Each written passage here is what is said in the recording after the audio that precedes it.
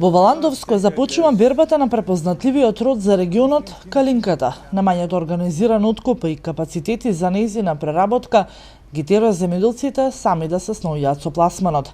40 годишните садници со калинки на семејството Георгиеви од Валандово се еден од поретките примери во регионот. Како и по толку години не се откажуваат од, како што велат и самите, чудотворниот плод калинката. Нашата индустрија се уште не е заинтересирана за ова, да го кажем, благотворно растение, кое што ни се прска, хемиски не се третира, значи природно е здраво, еколошки чисто.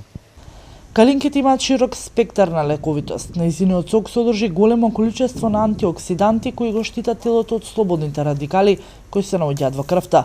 Богата е со витамини А, С, Е, Б5, калиум, фолна киселина и железо.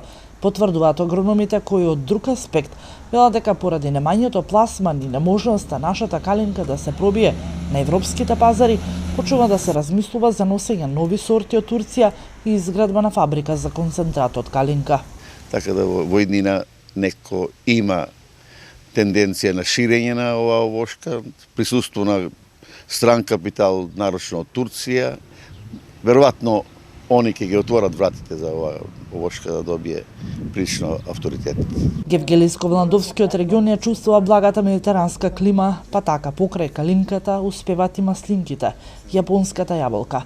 Но почнува ново тло да никнуваат и првите никулци на мандарината. Сега има некои си никулци на производачи да присуство да некои површини се засадуваат веќе, нарочно на јужно изложение во оваа општина.